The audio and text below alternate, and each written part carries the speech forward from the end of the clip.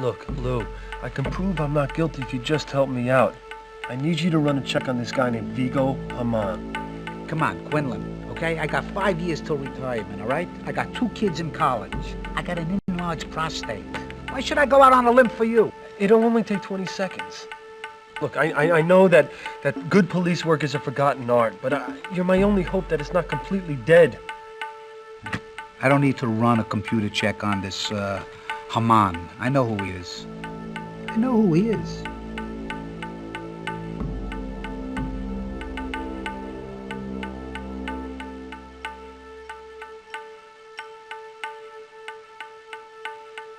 Tell me about Vigo Haman.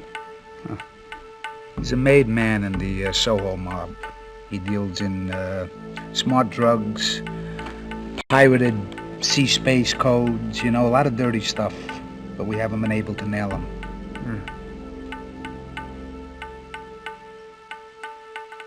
Where can I find this guy, Haman? A joint called Cafe de Champ. You ever hear of it? Duchamp, yeah, no, I've heard of it. I've been there a few times. What's he look like? Maybe I've seen him. Big guy, got a beard, kind of swarthy. Sits in the back, heavy accent. That's it.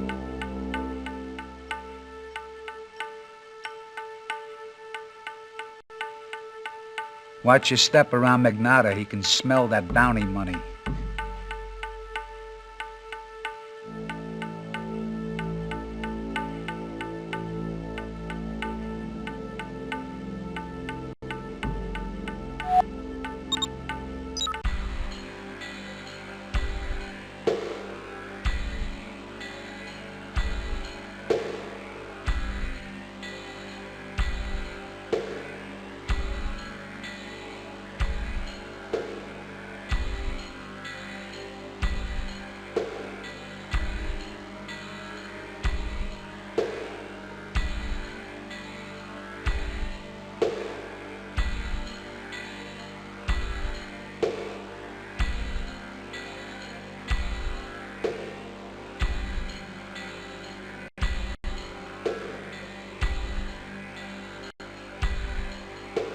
I've been reading your clips in the...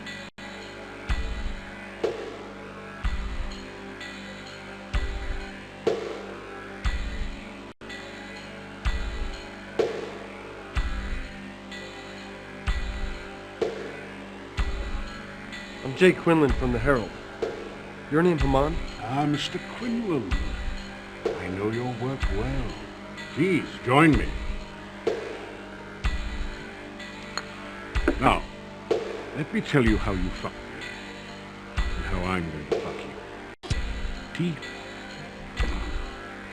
Once upon a time, you wrote a piece about a man, an acquaintance of mine named Schultz. Do you remember that particular story? Well, I read a lot of stories. Ah, but this one was special. Schultz, the sausage stuffer, you called him. You have such a way with words, Mr. Quinlan. Schultz was a meat packer who had the ingenious idea of using the discarded intestines of various and sundry bovines to transport, shall we say, illicit pharmaceuticals. And you knew the man? Dear Mr. Quinlan, Schultz was a meat packer, a butcher, a bovine himself.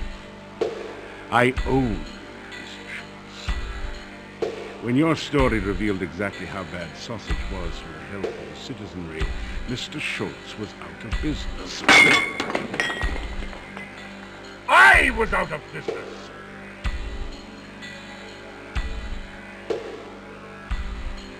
And you followed for 3 months while I considered my options. Is this a bad time because I can always come back? Absolutely not. Now for the fun part.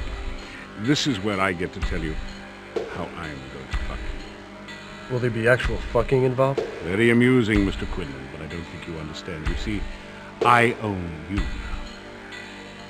Instead of killing you, I decided that I should rather own a reporter. That way I might better avoid future, shall we say, disadvantageous publicity.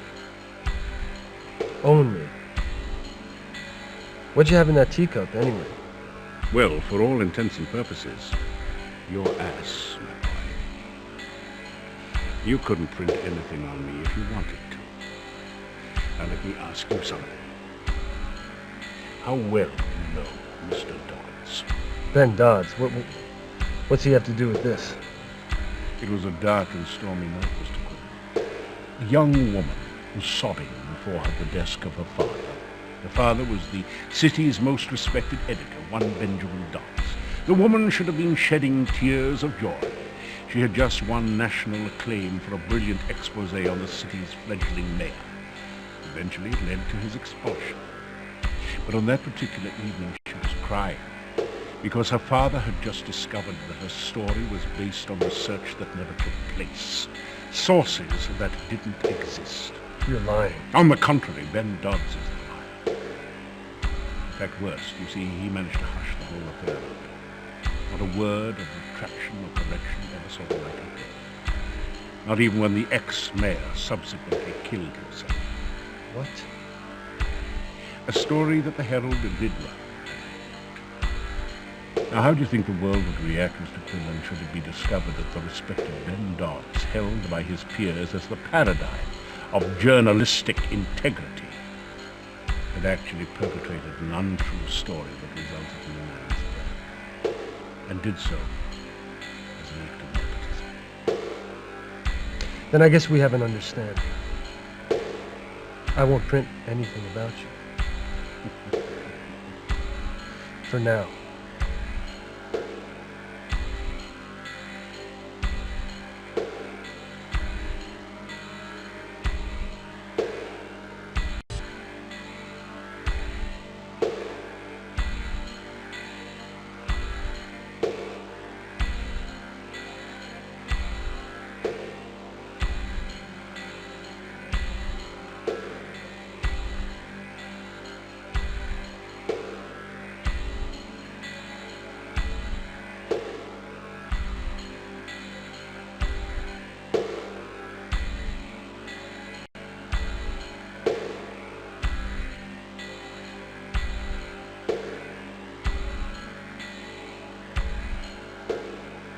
Do you know Burton?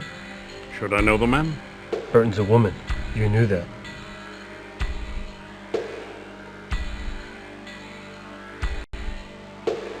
I've been in Berman's well at Pan Financial. I've seen the documents. I know you own Berman. Very well. I own Berman. I'm an enterprising man.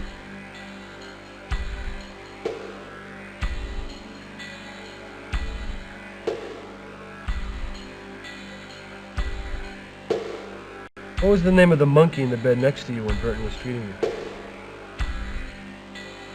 How much do you want, Mr. Quinlan? I want information, not money. I know that you and Burton have something cooking. I want to know what she's selling to you, and what she's doing with the money. I suggest you take the money, Mr. Quinlan. If you know as much as you say you do, then you are a threat. And I shall have to kill you.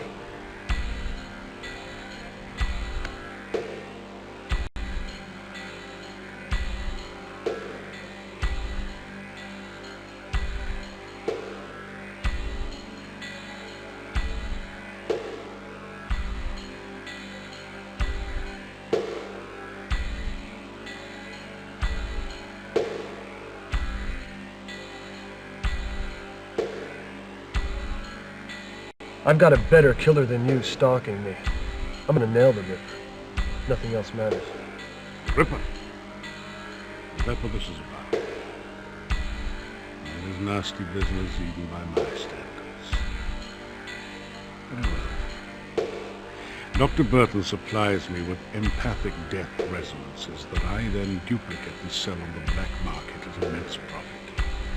As for the money I pay her, I couldn't care less what she does with it. Death resonances. It's not exactly a piece of Marcus will. Good day, Mr. Quinlan. One more thing. Whatever became of Schultz? Suffice it to say that I should avoid this establishment's opulence.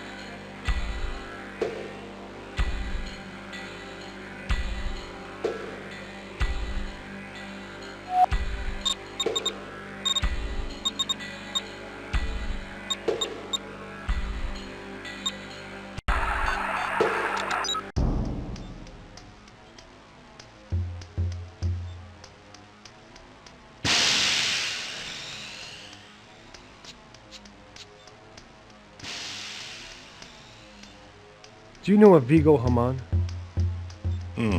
He's a player with the mob. Supposed to be affiliated with the Andalina family, but the word on the street is that he freelances.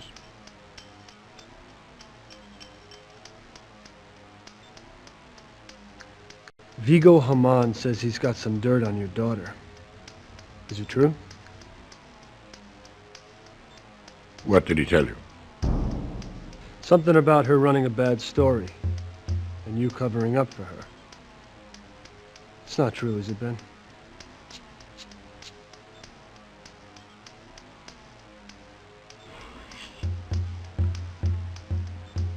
She was my daughter, Quinlan. Jesus, Ben. I've got this story. If I run it, he's gonna go public. What are you gonna do?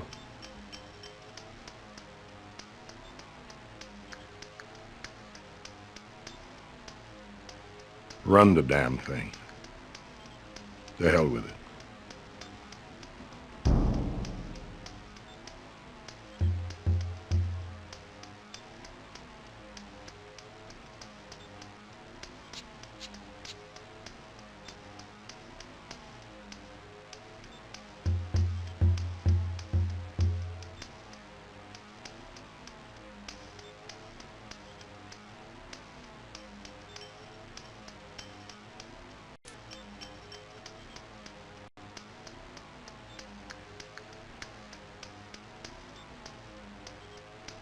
Watch your back, Quinlan. The closer you get to the killer, the greater danger you're in.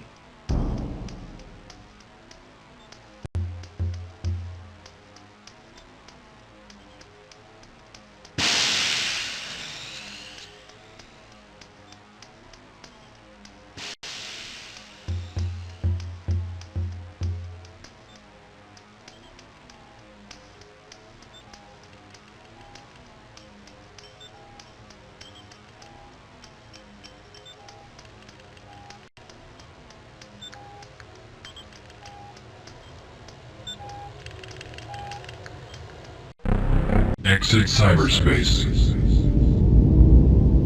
Weapon 3. Bermanwell. Antiviral well. Wofford well.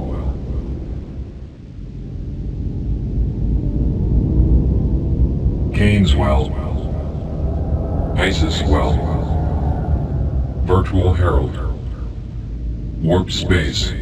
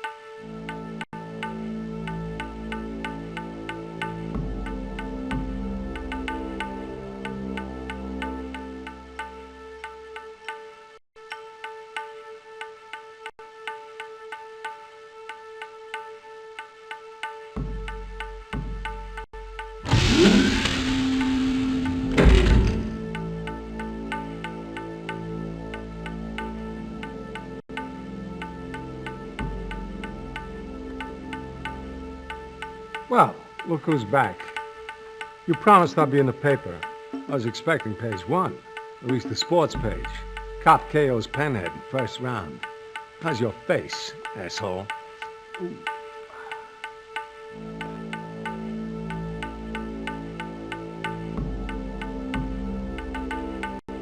What's wrong with your shoulder? Everything's a clue to you, Quinlan. I was interrogating a suspect. I didn't go easy on him, like I did with you.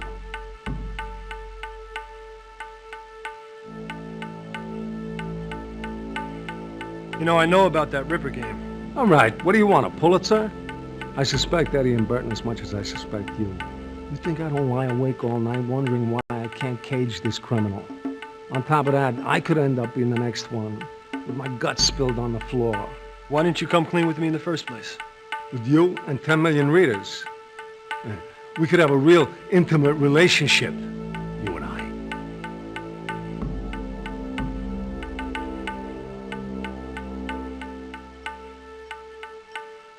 Why don't you give me your version of the last Ripper game?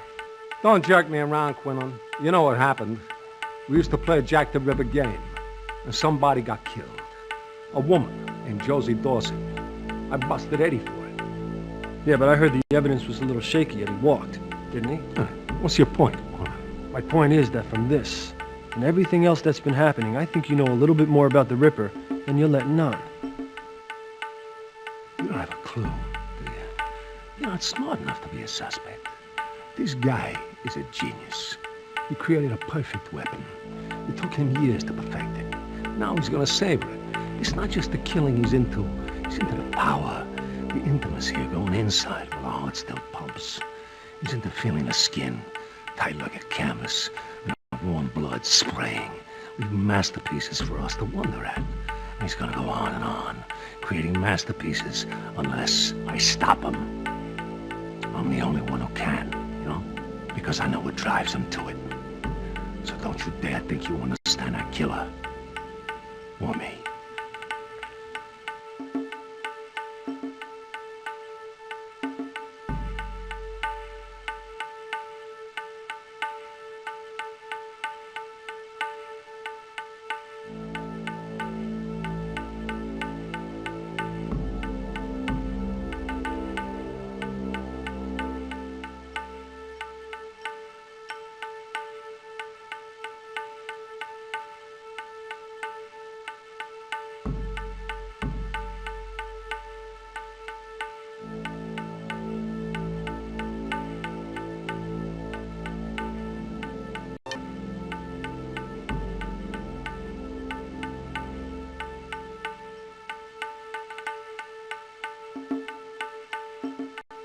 Don't think any of these developments lets you off the hook.